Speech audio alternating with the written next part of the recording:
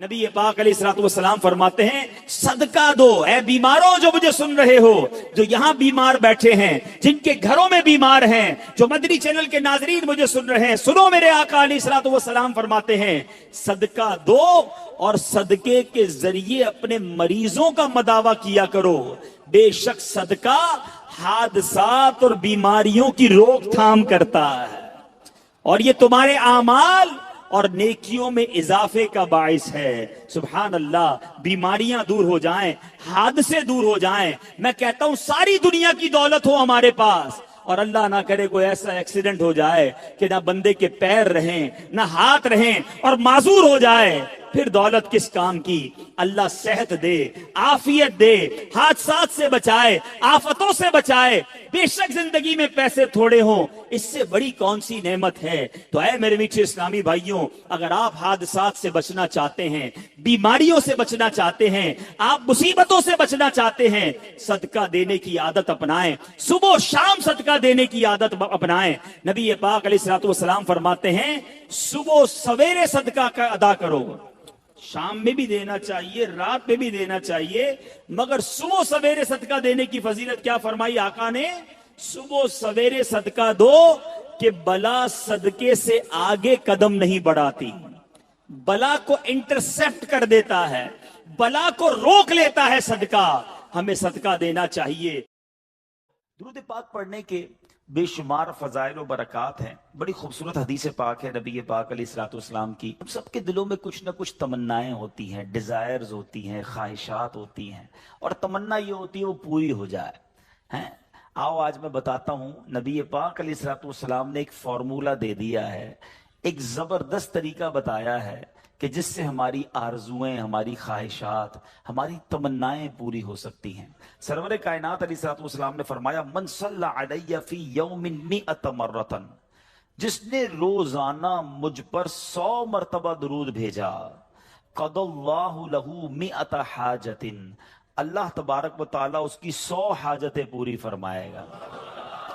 100 दुरूद 100 हाजतें। हम तो 2-3 हाजतें फिर ऐसे फंसे हुए हैं कि वो काम सीधे हो जाएं तो पता नहीं कितने बड़े मामले हल हो जाएंगे। 100 हाजतें। अच्छा, फिर करम नवाजी देखो, अल्लाह करीम है ना, बंदों पर मेहरबान है, वो ज्यादा जानता है, बेहतर जानता है कौन सी चीज हमारे लिए कितनी जरूरी है। तो फिर आका फरमाते हैं, सबईना मिनहा लिआखिरतिही व सलासीना मिनहा लिदुनिया। आका फरमाते उनमें 70 आखिरत की और 30 दुनिया की हाजात होंगी। दुनिया में 30 हाजतें पूरी हो जाएंगी और आखिरत की 70 हाजतें पूरी होंगी। और करना क्या है, मेहनत क्या करनी है, कोशिश क्या करनी है, सिर्फ 100 बार दुरूद पाक पढ़ने वाले को यह अजर मिलता है। तो ऐ मेरे मीठे इस्लामी भाइयों, चलते फिरते उठते बैठते आजकल सोशल मीडिया पे घंटों हमारे वक्त गुजर रहे हैं, उससे बचिए और दुरूद पाक अपनी जबान पर जारी रखिए। फिर देखें इंशाअल्लाह। बल्कि मैं सच बताऊं, अगर कोई ऐसा मेरा भाई बैठा है ना जो परेशान है, बीमार है, कर्जे में डूबा हुआ है, किसी डिफिकल्टी में है, घर में प्रॉब्लम है, तबीयत ठीक नहीं है, आप यकीन करें, आप दुरूद पाक का वजीफा शुरू कर दें और पढ़ते रहें। बस आप अपनी आंखों के सामने देखेंगे कि चीजें आसान होना शुरू हो गई हैं, तबीयत बेहतर होना शुरू हो गई है, बोझ हल्का होना शुरू हो गया है, टेंशन फारिग होना शुरू हो गया है। मसला यही तो है कि प्रॉब्लम में, मुश्किल में हम सबको याद करते हैं, सबके पास जाते हैं, नहीं पुकारते तो अपने रब को नहीं पुकारते, अल्लाह के हबीब अलैहिस्सलाम पर दुरूद नहीं पढ़ते। तो अपनी आदत बनाएं और दुरूद पाक तो कब कब किस किस को काम आया है। अगर मैं ये कहूं ना कि मेरी और आपकी दुनिया में आमद का एक सबब भी हम सब की जो तख्लीक हुई है, हमारे जद्दे अमजद कौन है, हम किसकी औलाद हैं? हजरत आदम अलैहिस्सलाम की। अच्छा माशाअल्लाह, हजरत आदम यानी हमारी अम्मी हुजूर फिर कौन हुई? बीबी हव्वा। माशाअल्लाह, इतना तो पता है ना। हजरत आदम और बीबी हव्वा का रिश्ता कैसे हुआ आपको पता है?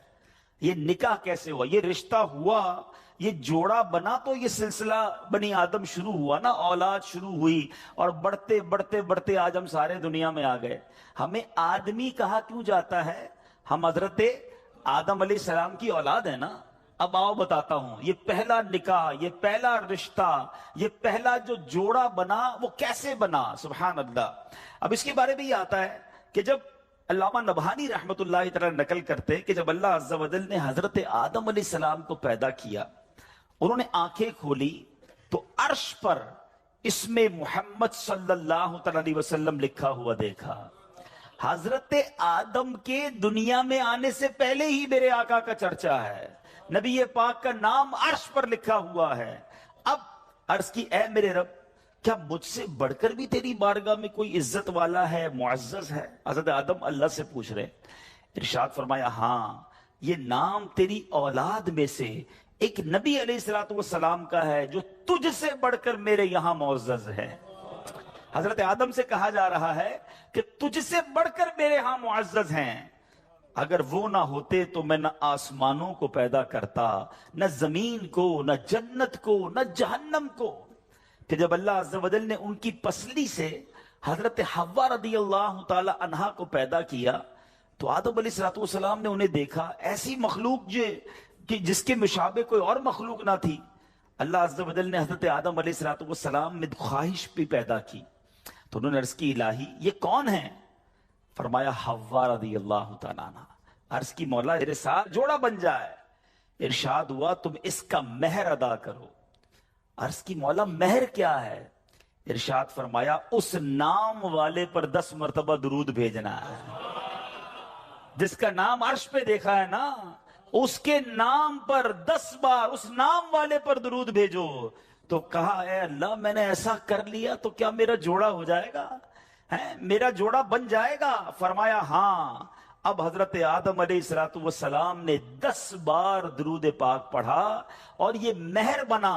حضرت آدم علیہ السلام اور بی بی حوا رضی اللہ تعالیٰ عنہ کے درمیان جوڑا بننے کا رشتہ ہوا، اور اس کے بعد یہ ساری کائنات میں جو ہم دنیا میں آئے تو گویا پتہ چلا کہ وجہ تخلیق کائنات، یہ تو اس حدیث سے بھی پتہ چل گیا کہ نبی پاک علیہ السلام کے لیے یہ کائنات بنائی گئی۔ اور سبحان اللہ، حضرت آدم علیہ السلام کا جو بی بی حوا سے جوڑا بنتا ہے اس کا مہر بھی نبی پاک پر درود پڑھنا ہے۔ اب سوچئے کب سے نبی پاک پر درود بھیجا جا رہا ہے، کب سے میرے آقا کا چرچا ہے۔ اللہ اکبر۔ شاعر لکھتے ہیں نا کہ یہ کائنات بنائی کیوں گئی، اتنی سجائی کیوں گئی؟ سبحان اللہ۔ وہ کہتے ہیں کہ خدا کیوں نہ کرتا آرائشیں بزم امکا میں، خدا کیوں نہ کرتا آرائشیں دنیا کے ساما میں، تمہیں دولہا بنا کے بھیجنا تھا بزم امکا میں۔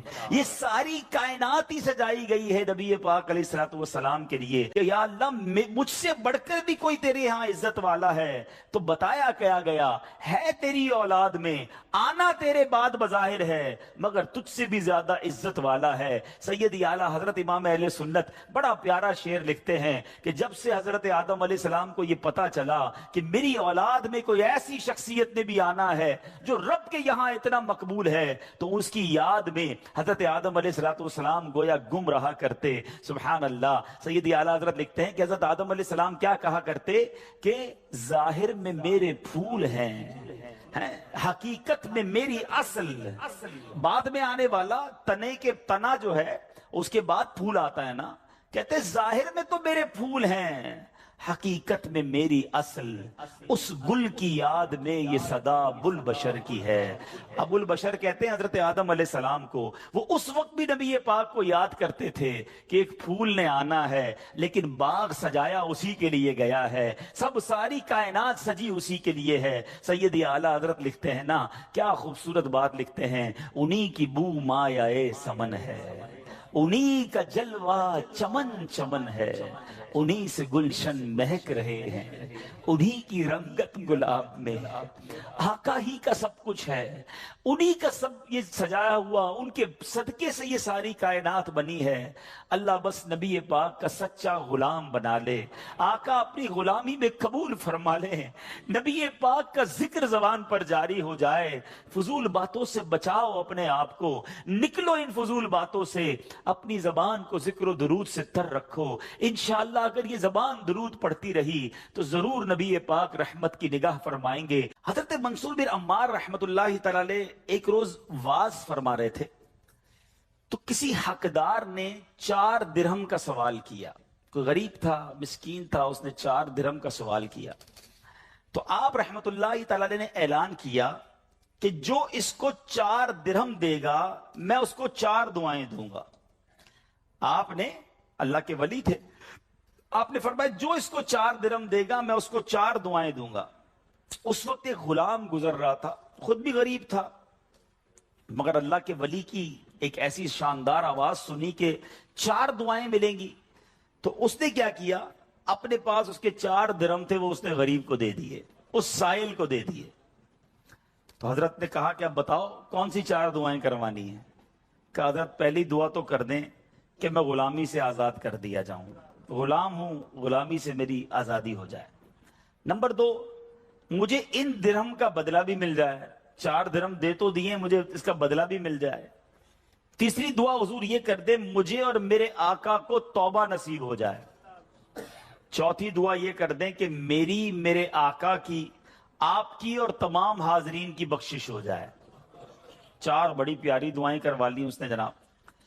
اب آقا کے پاس جب وہ غلام پہنچا تو آقا کہتا اتنی دیر کیوں ہو گئی، کدھر رہ گئے تھے بھائی، کہیں کام سے بھیجا تھا اتنا لیٹ؟ کہتا حضور ایسا ایسا ماجرا ہوا، راستے میں حضرت منصور اللہ کے ولی وہ کہہ رہے تھے جو 4 درہم دے دے میں 4 دعائیں کروں گا، میں نے تو 4 درہم دی اور 4 دعائیں کروا کے آیا ہوں۔ کہا اچھا بتاؤ دعائیں کون سی تھی؟ پہلی دعا بتاؤ۔ کہا حضور میں نے پہلی دعا تو کی کہ اللہ مجھے غلامی سے آزاد کر دے۔ آقا کہتا جا تو غلامی سے آزاد ہے۔ پہلی دعا فوراً قبول ہو گئی نا، پہلے آقا کو دعا سنائی، آقا کہتا جا تو غلامی سے آزاد۔ کہا بتا دوسری دعا کون سی کروا کے آیا؟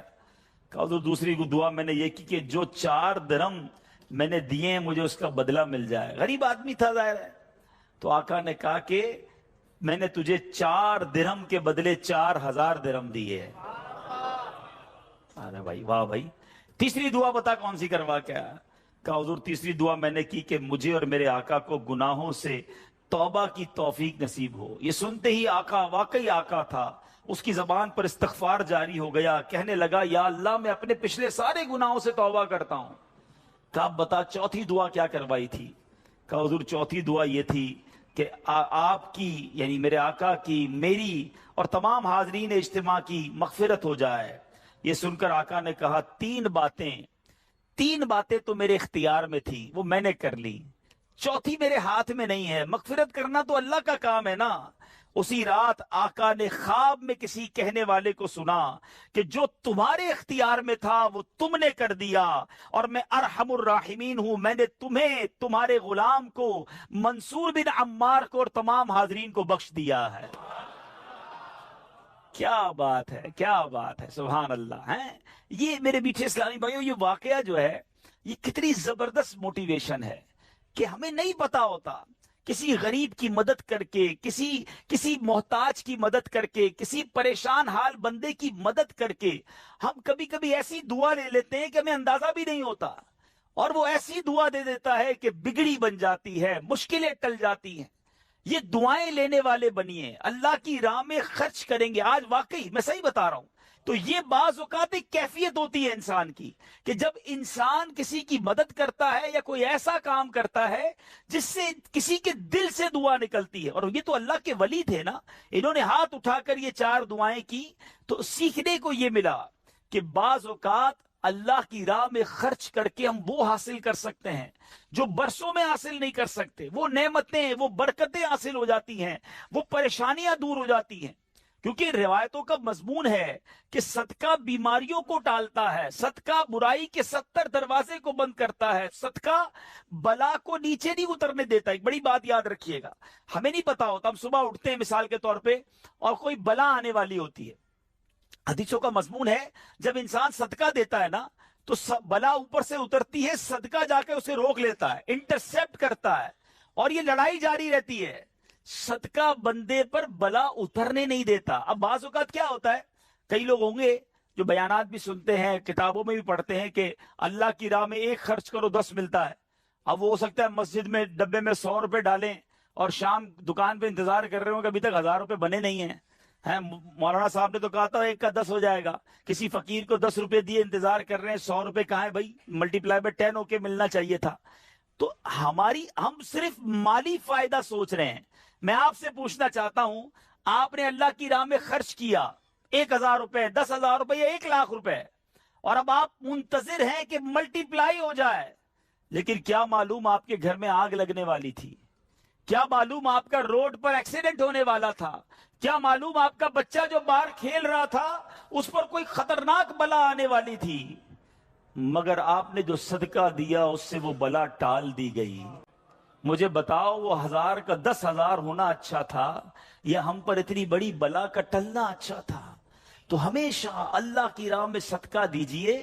آپ یقین کریں آپ خوشحال ہو جائیں گے, آپ کی مشکلیں آسان ہوں گی. مگر دوبارہ وہی بات کروں گا کہ نیت اچھی ہو. صدقہ دیتے وقت, خرچ کرتے وقت, کسی کی مدد کرتے وقت احسان نہ جتانا.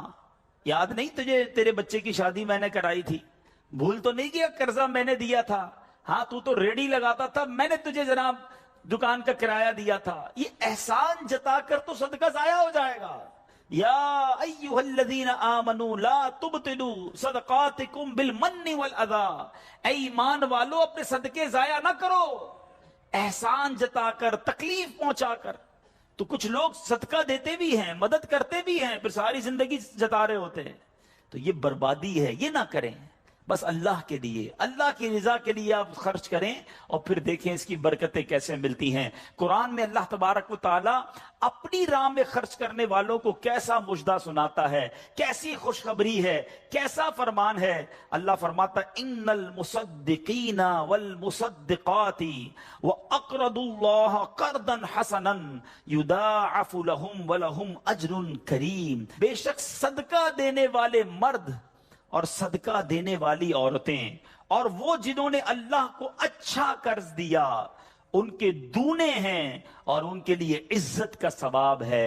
اب کمال یہ ہے, یہ ایک جگہ نہیں, قرآن میں کئی جگہ اللہ تبارک و تعالیٰ نے قرض کا لفظ استعمال کیا ہے. کوئی اللہ کو جو اچھا قرض دے؟ مجھے ایک بات بتائیے, میں آپ میں سے کسی کو کوئی 10,000 روپے رکھوائے اور تھوڑے دنوں بعد کہے کہ ذرا وہ 10,000 میں سے 5,000 روپے دے دو, تو اس 5,000 دینے والے نے کوئی کمال کیا؟ اس کا تو کوئی کمال نہیں نا. پیسے میرے تھے اور میں نے کہا کہ میرے 10,000 میں سے 5,000 مجھے دے دو. کیا کمال کیا؟ میرے پیسے تھے واپس دے دیے. مگر اللہ کی شان دیکھو, اللہ کی کرم نوازی دیکھو, شان کریمی دیکھو. ہم سب کو دانا دانا اس نے دیا ہے. ہم تو پیدا ہوئے تھے, کپڑے بھی جسم پر نہیں تھے, کھانے کو اس نے دیا, پہننے کو اس نے دیا, گھر اس نے دیا, مال اس نے دیا, سب اس نے دیا. مگر جب اس کی راہ میں خرچ کرنے کی باری آتی ہے تو کہتا ہے, فرماتا ہے قرآن میں, ہے کوئی جو اللہ کو اچھا قرض دے؟ اللہ کا مال ہے, ہم نے کیا کمال کرنا تھا؟ ہم خرچ کرتے, وہ کچھ بھی نہ دیتا اس کے بدلے, پھر بھی اسی کا مال تھا.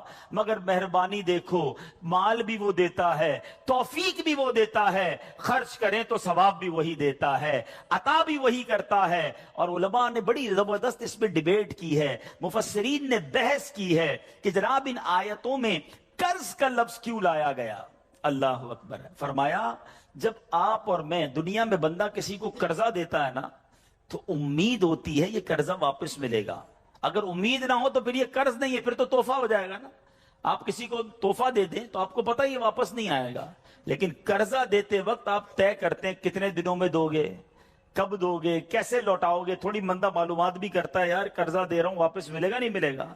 تو قرض کے جب بھی لفظ لون آئے گا, قرض آئے گا, اس کا مطلب یہ کہ یہ واپس ملنا ہے.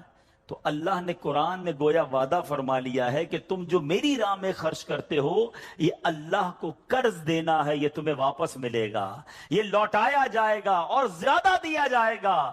تو ہمیں اللہ کی راہ میں خرچ کرتے وقت یہ ذہن رکھنا چاہیے. سبحان اللہ. اب بانٹنے سے کیا گھٹتا ہے؟ بڑی خوبصورت حدیث پاک ہے, ذرا سمجھیے گا. ایک بار حضرت عائشہ صدیقہ رضی اللہ تعالی عنہا سے مروی ہے کہ اہل بیت نے, نبی پاک کے گھر والوں نے ایک بکری ذبح کی اور پیارے آقا علیہ الصلوۃ والسلام تشریف لائے. بکری ذبح کی اور انہوں نے کچھ تقسیم بھی کر دی. حدیث کا مضمون ہے نبی پاک آئے اور ارشاد فرمایا کہ اے عائشہ کیا بچا ہے؟ بکری کو کاٹا تھا، تقسیم کی، کیا بچا ہے؟ عرض کی گئی کہ حضور کاندھے کے سوا کچھ نہیں بچا ہے، کاندھے کا گوشت بچا لیا گیا ہوگا، باقی بانٹ دیا۔ نبی پاک نے ایک جملے میں ساری بات سمجھا دی، اگر آپ سمجھ جائیں۔ آقا نے فرمایا عائشہ کاندھے کے سوا سب بچ گیا ہے۔ بات آ رہی ہے سمجھ میں؟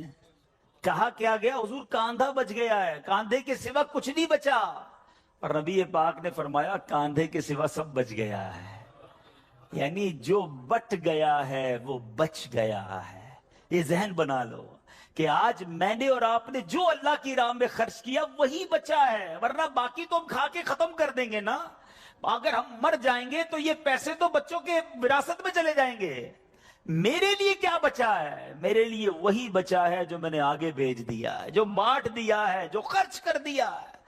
عقل اگر آ جائے ہمیں، اللہ کرے کہ ہمیں اس بات کی سمجھ آ جائے کہ آج اگر خوشحالی ہے، آج اگر مال جیب میں ہے، بینکوں میں پڑا ہے، گھر خالی پڑے ہیں، یہ خالی پڑے رہ جائیں گے اور میں دنیا سے چلا جاؤں گا۔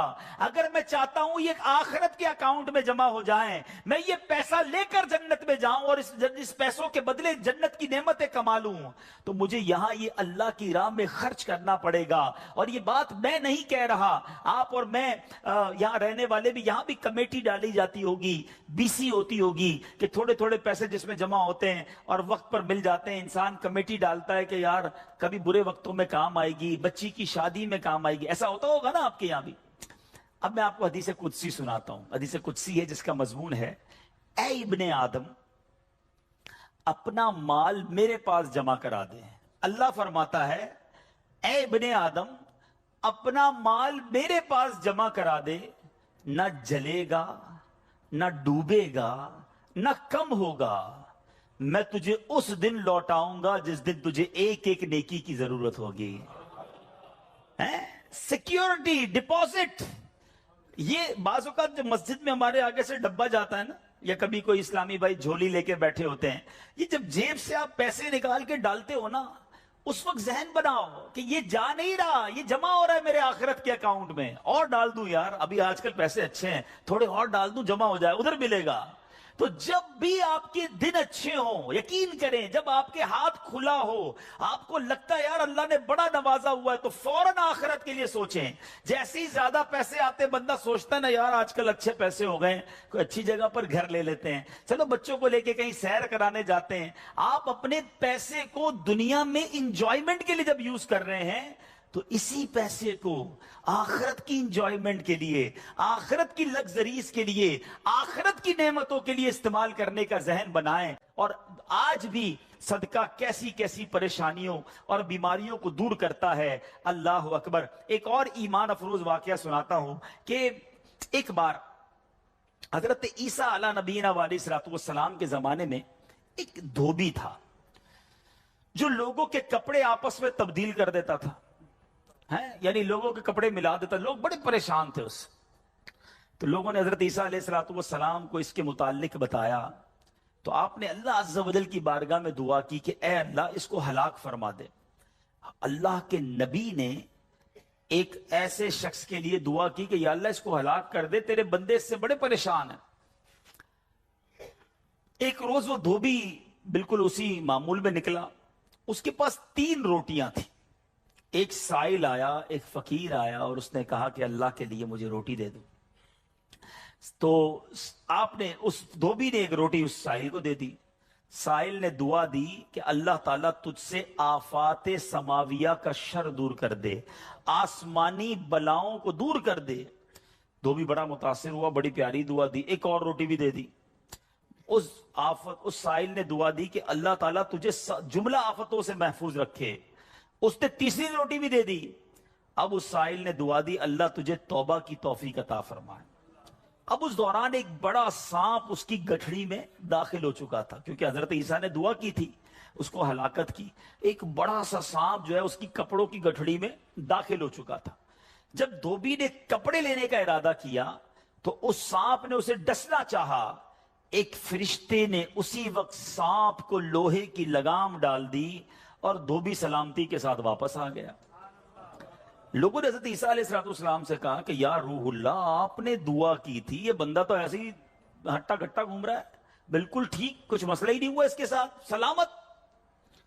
تو آپ نے اس دھوبی کو بلایا، بتا تو نے کون سی ایسی بھلائی کی ہے، میں نے تیری ہلاکت کی دعا کی اور تو بالکل سلامت گھوم رہا ہے۔ وہ کہتا حضور میں نے 3 روٹیاں صدقہ کی ہیں، اتنے گناہ، اتنی خطائیں، سارا شہر پریشان، مگر جب صدقہ کیا 3 روٹی کا، آپ نے اس سانپ سے پوچھا کہ تو نے قتل کیوں نہیں کیا، تیری تو ڈیوٹی تھی نا۔ تو سانپ کہتا ہے اے اللہ کے نبی، اللہ نے آپ کی دعا تو قبول فرما لی، مجھے ہلاک کرنے کے لیے بھیج بھی دیا، مگر جب اس دھوبی نے ایک سائل کو صدقہ دیا تو ایک فرشتے نے مجھے لوہے کی لگام ڈال کر روک لیا۔ اب وہ دھوبی بھی سارا واقعہ سن رہا تھا کہ اتنے گناہ ہیں، سامنے ایک چھوٹا سا صدقہ کیا، میری ہلاکت رک گئی۔ اس دھوبی نے بھی توبہ کر لی، اپنے گناہوں سے تائب ہو گیا۔ کیا سیکھنے کو ملا؟ صدقہ بلاؤں کو ٹالتا ہے، صدقہ مصیبتوں کو ٹالتا ہے، صدقہ عمر میں برکت لاتا ہے۔ ایک بار حضرت داؤد علیہ نبینا علیہ السلام کے پاس ایک شخص تھا، اور وہ حضرت ملک الموت آئے اور اس کو بڑا گھور کے دیکھنے لگے۔ تو تھوڑی دیر کے بعد ملک الموت تو چلے گئے، تو آپ نے اس شخص نے کہا کہ حضور یہ کون تھا جو مجھے گھور رہا تھا؟ آپ نے کہا ملک الموت تھے۔ ملک الموت سے پوچھا کہ تم کیوں گھور رہے تھے؟ کہا کہ یہ بندے کی اب 3 دن زندگی رہ گئی ہے، اب 3 دن کے بعد یہ دنیا سے چلا جائے گا۔ تھوڑے دن ہوئے تو وہ بندہ گھوم رہا ہے، پھر رہا ہے آپ کے سامنے۔ ملک الموت آیا، آپ نے کہا تم نے تو کہا تھا 3 دن میں اس کی روح قبض کرنی، یہ تو بالکل ٹھیک ہے، کوئی مسئلہ ہی نہیں۔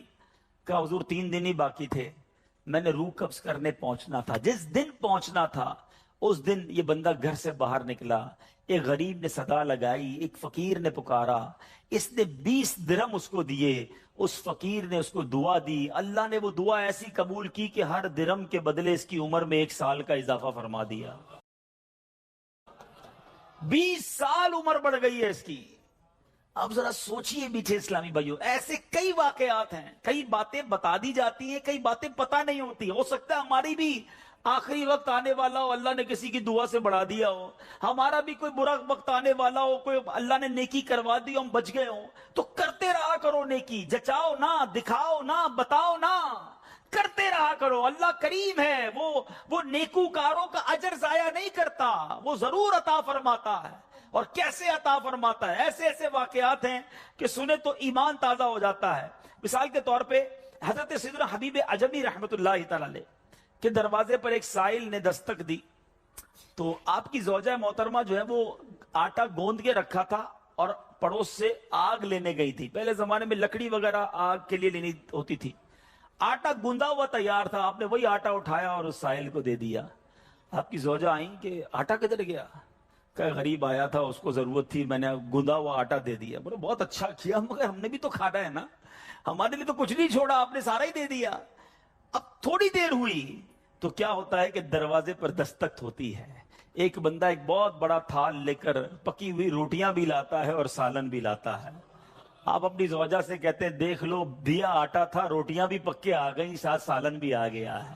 تو یہ بلیف ہوتا تھا، اللہ والوں کا یقین ہوتا تھا کہ یہ خرچ کیا ہے، یہ ملنا ہی ملنا ہے۔ اللہ کرے کہ ہم اللہ کی راہ میں بس خرچ کرنے والے، صدقہ دینے والے، اللہ کی راہ میں دل کھول کر خرچ کرنے والے بن جائیں۔ ڈھونڈیے، آپ کے پڑوس میں کوئی پریشان ہوگا، تلاش کیجئے، آپ کے رشتہ داروں میں کوئی غریب پریشان ہوگا، آپ کے دوستوں میں پریشان ہوگا۔ اچھا ایک اور بات بتاؤں، جو واقعی صحیح معنوں میں سفید پوش ہوتے ہیں نا، وہ بولتے نہیں ہیں کسی کو۔ آپ کہیں گے یار کسی دوست نے تو کچھ مدد مانگی ہی نہیں ہے، رشتہ دار تو کوئی آیا ہی نہیں گھر پہ، پڑوسی نے تو کبھی کچھ نہیں کہا، وہ کہیں گے نہیں۔ آپ ڈھونڈیے، تلاش کیجئے، جنت میں گھر چاہیے نا۔ مثال دیتا ہوں، آپ کو کوئی یہ کہے کہ جناب کسی پریشان حال کو ڈھونڈ کر 1000 روپے دو اور اس کے بعد فلاں بینک سے 1 لاکھ روپے لے لو، تو پھر پریشان حال فوراً مل جائے گا۔ سیدھا سیدھا ابھی ڈھونڈتا ہوں جناب 1000 کیوں، 2000 دوں گا تو 2 لاکھ نہیں ملیں گے، تو بندہ یہ کہے گا نا۔ تو آپ کو سامنے نفع نظر آئے تو سب پریشان حال بھی مل جائے گا۔ اللہ کے بندوں، جنت میں محل کا وعدہ ہے، ڈھونڈیے نا، آپ کے غریب رشتہ دار پریشان ہوں گے، کسی کی بچی کی شادی ہونے والی ہوگی، کوئی بیچارہ گھر میں اچھا کھانا نہیں کھاتا ہوگا، چلے جائیں اس کے گھر اور اس کی کچھ مدد کر کے آئیں۔ اور ایک اور بات بھی بتا دوں، بعض اوقات جب یہ پریشان حالوں کی پریشانیاں دور کرنے کی بات ہوتی ہے نا، تو بندہ سمجھتا ہے یار یہ پیسے سے ہی دور ہوگی، میں تو ہوں ہی غریب۔ تو یہ بھی نہیں ہے، ہر پریشانی پیسے سے دور نہیں ہوتی۔ اگر پریشانیوں کا حل پیسہ ہوتا تو دنیا میں کوئی مالدار پریشانی نہ ہوتا، اس کو پریشانی آتی پیسے خرچ کرتا، پریشانی دور کر دیتا۔ ایسا نہیں ہے، ہر پریشانی کا مداوا، ہر پریشانی کا سولوشن پیسہ نہیں ہے۔ آپ کو یہ نہیں کہا گیا کہ جو مالی مدد کرے گا اسے جنت میں محل دیا جائے گا۔ جو کسی مسلمان کی پریشانی دور کرے، بعض اوقات حوصلہ دینے سے پریشانی دور ہو جاتی ہے، ہمت دلانے سے پریشانی دور ہو جاتی ہے۔ یار گھبرانا نہیں، میں تمہارے ساتھ ہوں، ٹینشن مت لینا، میں بیٹھا ہوں۔ بیمار ہے، اس کے گھر چلے گئے، تھوڑی دیر اس کے ساتھ بیٹھے، اسے ڈاکٹر کے پاس لے گئے، کسی کا بیچارے کا کوئی معاملہ ہے تو ساتھ جا کر وہ معاملہ حل کروا دیا۔ یہ کبھی کبھی کچھ اچھے میٹھے بول بھی پریشانی دور کر دیتے ہیں، لیکن ہمیں اچھے بول بھی تو آنے چاہیے، مسکرانا بھی تو آنا چاہیے، حوصلہ دینے بھی تو آنا چاہیے۔ سیدی اعلیٰ حضرت امام اہل سنت کمال کی بات لکھتے ہیں، آپ فرماتے ہیں شربت نہ دیں نہ دیں، کریں بات لطف سے۔ شربت نہیں پلانا، نہ پلاؤ، اچھی بات تو کر لو یار۔ شربت نہ دے نہ دے، کرے بات لطف سے، یہ شہد ہو تو پھر کسے پرواہ شکر کی ہے۔ بعض اوقات مسکرا کر مل لینا بندے کے دکھ دور کر دیتا ہے۔ چند اچھی باتیں، ہمیں آ کر کوئی کہتا نا یار بڑی بیمار ہوں، پریشان ہوں، اچھا چلو ٹھیک ہے یار اب کل سے ٹائم پہ آ جانا۔ ارے اللہ کے بندے، اس نے اپنی پریشانی بتائیے، تھوڑا اس سے ہمدردی تو کریں۔ اچھا کیا ہو گیا، خیر تو ہے، کیسے بیمار ہو گئے، ڈاکٹر کو دکھایا کہ نہیں، میری ضرورت ہے تو بتائیں، کوئی کام ہو تو بتائیں۔ آپ نے پیسے دیے ان 5 جملوں میں؟ نہیں دیے نا، مگر کیا بتاؤ اس کا درد کم نہیں ہو گیا ہوگا، اس کو حوصلہ نہیں مل گیا ہوگا۔ یاد رکھو میٹھے اسلامی بھائی، یہ جو الفاظ ہیں نا، ہماری باتیں ہیں، یہ الفاظ زخم پر مرہم کا کام بھی کرتے ہیں، اور یہی الفاظ زخم پر نمک کا کام بھی کرتے ہیں۔ ہم بعض اوقات کسی کے زخموں پر نمک چھڑک دیتے ہیں، وہ پریشان ہے، تکلیف میں ہے، مصیبت میں ہے، اور اس کو ایسا جملہ کہہ دیتے ہیں کہ اس کی پریشانی بہت بڑھ جاتی ہے۔ اور کبھی کبھی چند اچھے جملے انسان کا غم بھلا دیتا ہے۔ اللہ کے واسطے اچھا بولنا سیکھیے، نرم ہو جائیے، شفیق ہو جائیے۔ مثال کے طور پہ کوئی بندہ آیا کہ یار اسکوٹر کا ایکسیڈنٹ ہو گیا، اور میں نے تو پہلے ہی پتا تھا تیرا ایکسیڈنٹ ہونا ہے، تو چلاتا ہی صحیح نہیں ہے، پہلے ہی تیزی سے چلاتا ہے، کیوں چلاتا ہے اسکوٹر جب چلانے نہیں آتی؟ اب بتاؤ بندہ کہ یار ایکسیڈنٹ بھی ہوا، اس کے باتیں بھی سنوں میں، تو یہ زخم پر نمک ہو گیا نا۔ اب یہ باتیں بعد میں سمجھا لینا کہ یار تیز مت چلایا کرو، مگر ابھی تو حوصلہ دیں، ابھی تو بیچارے کی طبیعت پوچھیں، ابھی تو اس کی پریشانی دور کریں۔ تو ایسی بہت ساری مثالیں ہیں کہ جب بھی ہمارے پاس کوئی پریشان حال آئے نا، تو اسے اچھی بات کریں، حوصلہ دیں، پریشانی دور کریں۔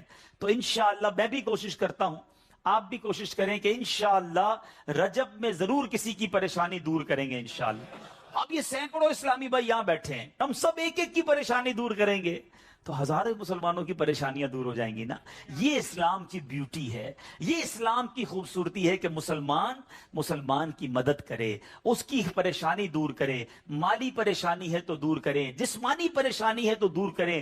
بعض اوقات فقط مورل پریشان ہوتا ہے، اکیلا ہوتا ہے، تنہا ہوتا ہے، مایوس ہو گیا ہوتا ہے، آپ اٹھا دیں اسے، ہمت دے دیں، وہ اگلا کھڑا ہو جاتا ہے۔ تو ہمیں یہ کام کرتے رہنا چاہیے۔